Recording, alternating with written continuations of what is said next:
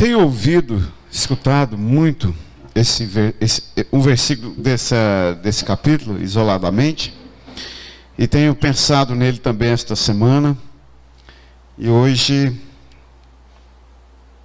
pensei no texto, vou ler o texto todo, para ver o que infere nesse versículo tão citado. O pastor Zé Delcio citou recentemente, e a gente cita muito também. Mas então diz assim, 15, segundo livro de Crônicas, capítulo 15, verso 1.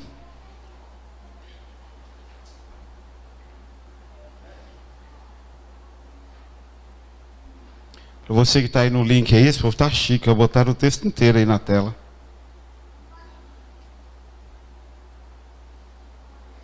Ok?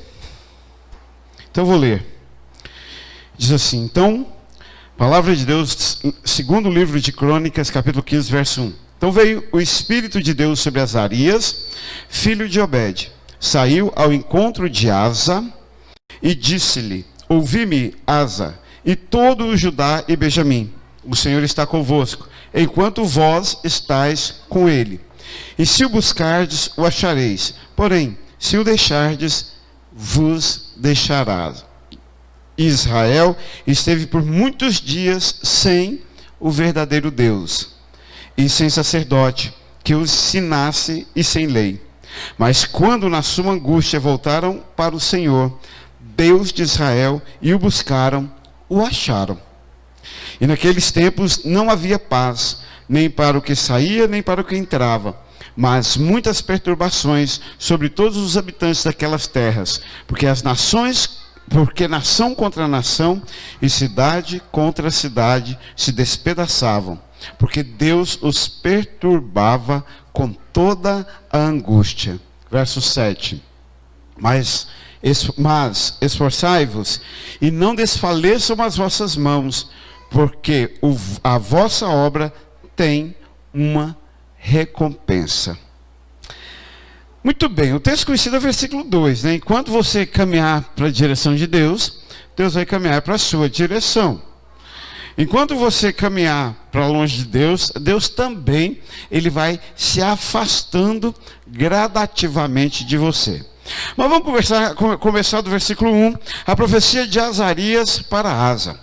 Azarias, o profeta, o Espírito de Deus, e eu achei interessante o autor aqui, provavelmente talvez Salomão, ter trazido essa graça de dizer que o Espírito de Deus operou essa sequência. Ele veio sobre Azarias, o filho de Obed, para profetizar para Asa. Asa estava no comando. E é uma coisa interessante e aqui a gente vai ver isso, e eu tenho observado isso nas sequências de profecia, quando os profetas chegavam para os reis, ou para a população, ou para os judeus, enfim, para o Israel de Deus, e costumeiramente, ou eles ouviam a profecia e se arrependiam, ou não ouviam e seguiam nos seus próprios cursos, nos seus próprios caminhos. Era e sempre é um momento delicado, quando o profeta precisa dizer ao povo, assim diz o Senhor. Mas aí então no verso 2, e saiu ao encontro de Asa e disse-lhe, ouvi-me, Asa, e todo Judá e Benjamim, o Senhor está convosco, enquanto vós estáis com ele, e se o buscardes, o achareis. Porém, se o deixardes, ele vos deixará. E aqui eu estou recentemente influenciado por um livro do D.A. Carson, sobre a soberania de Deus e a responsabilidade do homem. E eu achei interessante que esse versículo ele traz o suprassumo da soberania de Deus e da responsabilidade do homem. O fato, nós queremos forçar a barra de que Deus jamais vai abandonar alguém, de que Deus não tem preferências, de que Deus ele não se afasta do vil pecador, homem pecador. Mas evidentemente que chega um momento que a soberania de Deus lhe permite também se afastar não diminui nada a responsabilidade do homem. Veja que coisa incrível e que coisa sensível, e está aqui o limite entre a soberania de Deus e a responsabilidade do homem. Deus é supremo, Deus é amor, Deus é soberano, Ele tem prazer em nos ajudar, Ele tem prazer em salvar e libertar os seus filhos, mas Ele deu também aos seus filhos a condição de procurá-lo, de estar perante Ele, de se consagrar a Ele, de encontrar o foco, de viver diante dEle. E uma coisa não diminui em nada a outra. O fato de Deus ter toda a soberania, onipotência e onisciência não tira do homem o seu dever, a sua obrigação de manter uma vida santa, Aline, de manter uma vida focada, de manter uma vida consagrada a Jesus Cristo. E o fato do homem manter uma vida consagrada, focada, santificada, não diminui nada a soberania de Deus em nos amar primeiro, em nos chamar, em nos escolher, em fazer de nós a sua vontade. Olha que coisa incrível. Eu, cada dia que passa esse ano, e talvez a coisa que eu mais tenha pensado nesse tempo de pandemia, seja o fato de que é o amor de Cristo que nos constrange. E quanto mais eu me sinto amado por Jesus, mais me constrange a assumir a responsabilidade do seu amor por mim ali na cruz. E o profeta claramente olha para Asa e diz: olha, Asa, você tem uma liberdade, um livre-arbítrio fenomenal de afastar-se de Deus. Você pode, mas saiba, o Senhor também irá se recolher. Ele vai esperar a sua ação. A gente chama isso na pedagogia de resposta ao estímulo. A gente fica lá que nem... Eu sempre penso que pastor e professor é meio que como o palhaço do circo. A gente ali faz qualquer coisa para chamar a atenção. A gente está lá na escola e faz qualquer coisa. Agora via online, então, é uma maravilha. A gente faz qualquer coisa para que o aluno faça a tarefa. Mas quando ele não tem a responsabilidade de ir até a tarefa e executá-la, todo o meu esforço fica vão. Não fica perdido, mas fica vão. Porque cabe ao homem levantar e usar o seu direito de escolha para aproximar-se de Deus. É uma matemática simples no verso 2. Se buscardes, o achareis. Então a impressão que eu tenho é que só iremos encontrar Deus quando nós o buscarmos. Aí, em outro capítulo, a consagração do templo, Salomão diz que tem que ser buscado de todo o coração, com arrependimento, com vida dobrada, sem reserva dentro do coração. Aí Jesus Cristo vem e fala que esse buscar é acima de todas as coisas, com todas as forças, com todo o entendimento, com toda a nossa capacidade. E a matemática negativa, ela é tão clara quanto a positiva. Porém, se vocês me deixarem, Ele vos deixará.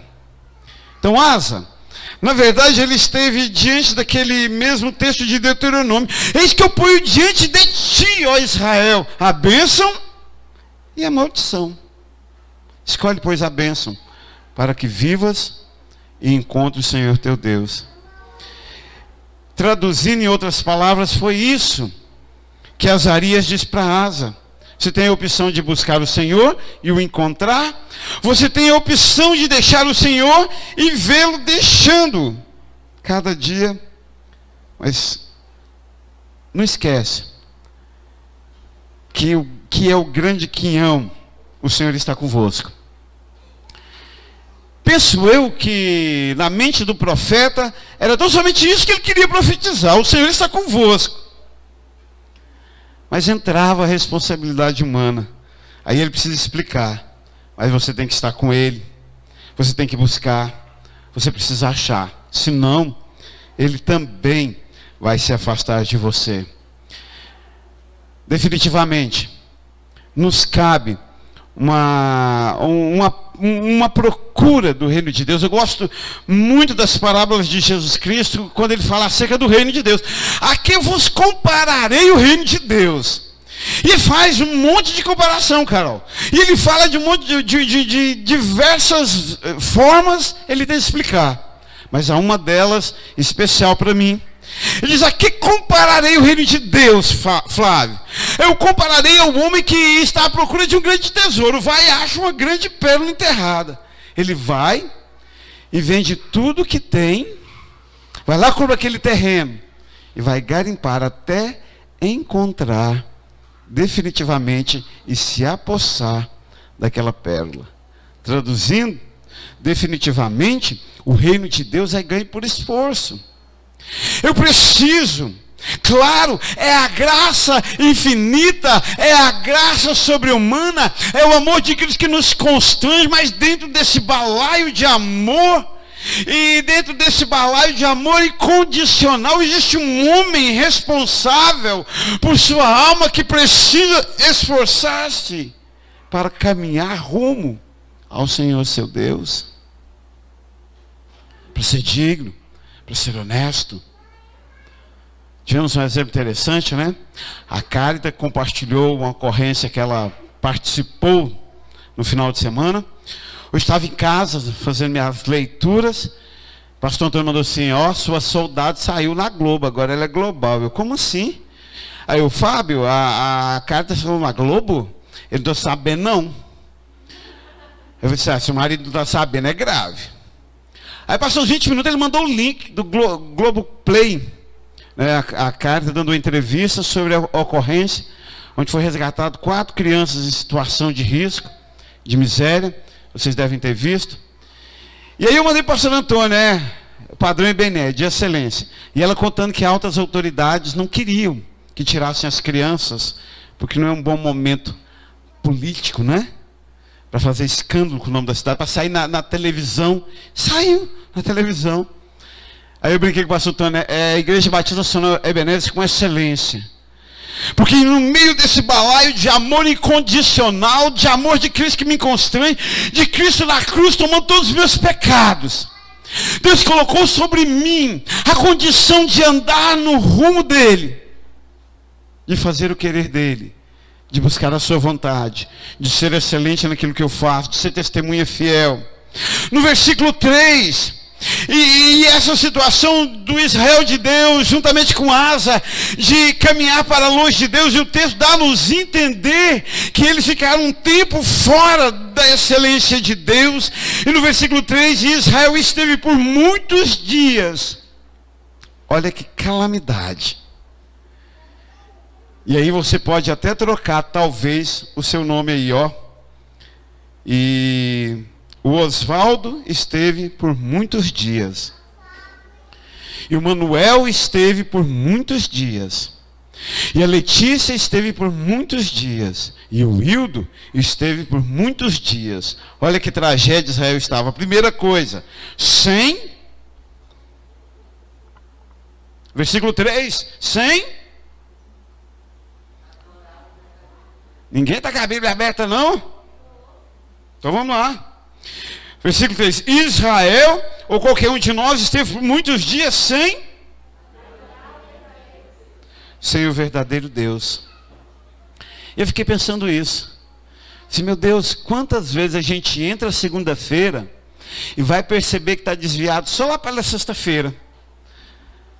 Aí você passa a semana sem orar, você passa a semana no piloto automático, fazendo tudo que você sabe fazer, e esquece de parar para orar ao Senhor, para perguntar a vontade de Deus, e você simplesmente engata numa vida frenética, corrida, complicada, esquece-se do verdadeiro Deus, aquele que nos sustenta de fato e de verdade. Tozer diz que nenhuma demonstração frenética de sentimentos afetivos públicos apaga o nosso viver diário, pecaminoso, distante, afastado do Espírito Santo e de Deus. Sabe, fiquei pensando nisso aqui. Israel, apesar de profeta cheio do Espírito, de ter um profeta cheio do Espírito, esteve por muitos dias sem o verdadeiro Deus. E na sequência, e sem...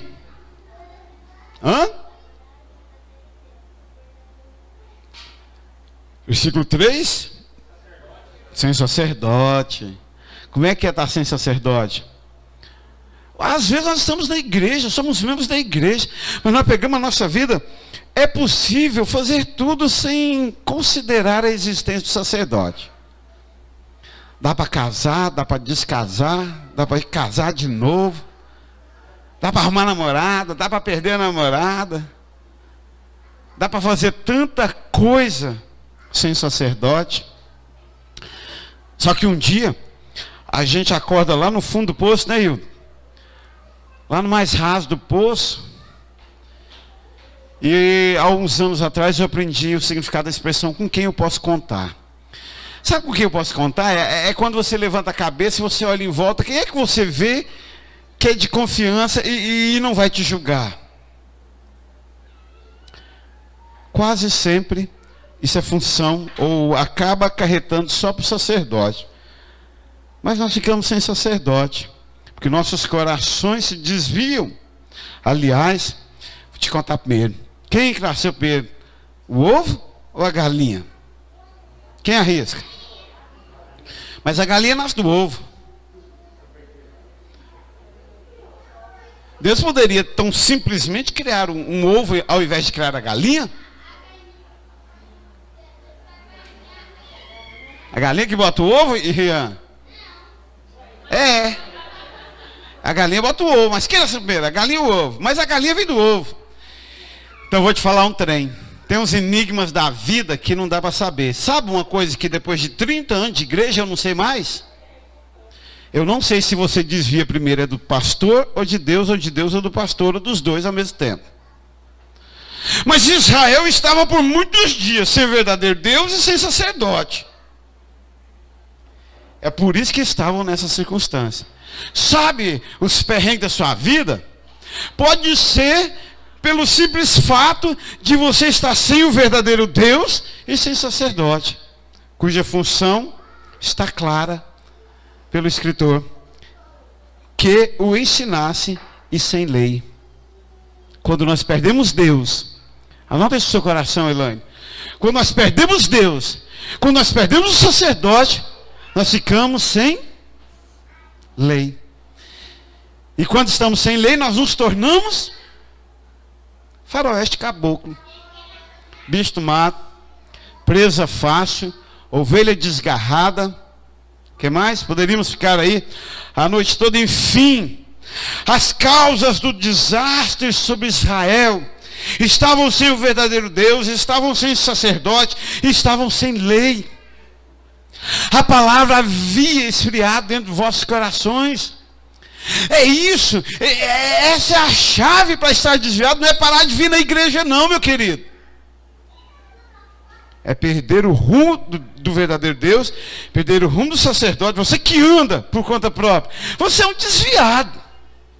Olha para esse ano de pandemia. Arrumou um emprego, deixou um emprego, não passou por Deus nem pelo sacerdote, está desviado. Casou, descasou, não passou pelo sacerdote por Deus, está desviado. Está sem lei. Não é assim que funciona? O sem lei, ele anda sem cinto de segurança e passa no sinal vermelho. E na vida espiritual não é diferente não. O sem lei é aquele que anda sem cinto e passa no sinal vermelho. Isso não lhe causa dano. A causa do desastre de Israel: estavam sem o verdadeiro Deus, estavam sem sacerdote, sem lei. No versículo 4, como consertar essa situação tão calamitosa? Mas quando na sua angústia, depois desses dias de sofrimento, quando na sua angústia voltaram para o Senhor, eles voltaram. E voltar é um verbo que exprime meio que um andar, meio que um caminhar, meio que de um lugar para o outro, talvez das trevas para o reino de luz. Enfim, uma jornada. E essa semana eu estava vendo National Geographic, as borboletas imperiais do México que atravessam a América em 4 gerações e voltam. E fazem a sua jornada todos os anos. Os caranguejos na China, que vão até o oceano e voltam para a mata com uma geração, sem perder o caminho. Mas o homem insiste em criar artifícios e barreiras para voltar para Deus. De todos os animais, o único que não dá conta de voltar para a sua origem é o homem. Os outros todos têm dentro de si a condição de migrar novamente, de voltar para a sua origem. Mas na angústia, talvez o tempero para Israel, talvez o tempero para o povo de Deus, voltar para o Senhor seja angústia mesmo. Porque na angústia voltaram para o Senhor, Deus de Israel, e o buscaram. E conforme prometido pelo profeta, o acharam. Simples, matemática, diz que era matemática simples. E o buscaram e o acharam. Mas versículos 5 e 6, a ressaca de tudo isso. Hildo, lamentavelmente o pecado, ele é perdoado, é lançado nas profundezas do abismo, dos mares, mas suas consequências ainda não seguem. E no verso 5, naqueles tempos não havia paz. Olha que coisa. Olha que trajetória, olha que epopeia o povo comete aqui nesses versículos. O profeta é cheio do Espírito, profetiza. O rei é chamado à razão. O povo fica sem o verdadeiro Deus, sem sacerdote, sem lei. Eles se convertem e voltam. Mas a paz leva uns dias para se restabelecer no meio do Israel de Deus. Naqueles tempos não havia paz, nem para o que saía, nem para o que entrava, mas muitas perturbações sobre todos os habitantes daquelas terras. Porque no verso 6, nação contra nação, cidade contra cidade, se despedaçavam. Porque Deus, o soberano, os perturbara com toda a angústia. Tipo assim, vamos ficar sem recreio agora? Você não fez tarefa? Não? Tá bem. Então, você, sem lanche, eu vou preso e perco o emprego. Você não pode ficar, meu querido aluno. É direito garantido pela ONU. Agora, o recreio, não. A ONU não mencionou nada sobre recreio. Os direitos humanos não falou nada sobre recreio. Então, a gente pode deixar ser recreio. Se bem que poder, assim, né? Mas a gente deixa. Então, agora, filho, você vai ver os seus colegas irem se divertir. E você vai ficar aqui na angústia, sem paz, porque não fez a tarefa, o que lhe cabia. Foi isso que Deus falou com Israel. Agora vocês vão ficar sem recreio uns dias, com essa angústia aí, porque vocês não fizeram o que lhe foi conferido. Mas Deus não deixa a gente órfão. Uma das coisas mais gloriosas que eu acho é que Deus não deixa a gente órfão. Eu perdi um aluno essa semana. Ele foi adotado.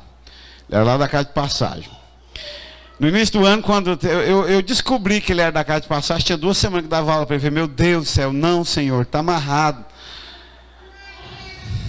Não quero não. Aí até cheguei e falei assim, eu acho que eu começando a entender por que Deus trouxe para essa escola. Conduziu a mudar de escola, enfim. Mas ele foi adotado essa semana. E aí a coordenadora da casa de passagem mandou mensagem: João, ó, o menino está indo embora hoje, 13h. Você falou que queria falar com ele antes dele ir embora. No início do ano eu havia prometido que ia dar uma bola para ele no aniversário dele. Entrou para a pandemia, não dei bola e passou-se o ano. Aí eu saí correndo, vesti roupa, saí correndo, comprei a bola e fui lá, despedido. E ele meio assim, traumatizado, porque ele vai para o Mato Grosso, né? A família do Mato Grosso. Eu falei assim: meu filho, é o seguinte, Deus não deixa ninguém órfão. Ir para o Mato Grosso é ruim? Deve, imagino que sim. Mas ficar aqui, sem pai, sem mãe, igual você está, deve ser pior. E olha para o outro lado, vai você e suas 2 irmãs, vocês vão os 3 juntos. Sozinhos vocês não vão ficar. Deus não nos deixa órfãos. Isso eu acho uma coisa incrível. Aí depois de toda essa bagaceira, esse vai e volta de Israel no versículo 7. Mas, entretanto, todavia, ó meu povo, esforçai-vos. Desanima não. Não desanima não. E não desfaleçam as vossas mãos, porque a vossa obra tem uma recompensa. Porque no final de todo esse processo de ida e vinda, vocês serão recompensados com paz, com o verdadeiro Deus, com o sacerdote, com a lei em vossos corações. Vocês não precisarão viver desgarrados como ovelha que não tem pastor. Vocês não precisarão viver por aí. Talvez esse versículo 7 seja o chamado de Deus ao Israel naqueles dias. Talvez o versículo 7 seja o chamado de Deus para você hoje. Esforçai-vos. Foca. Busca Deus. Azarias deixou claro, se buscar, vai achar.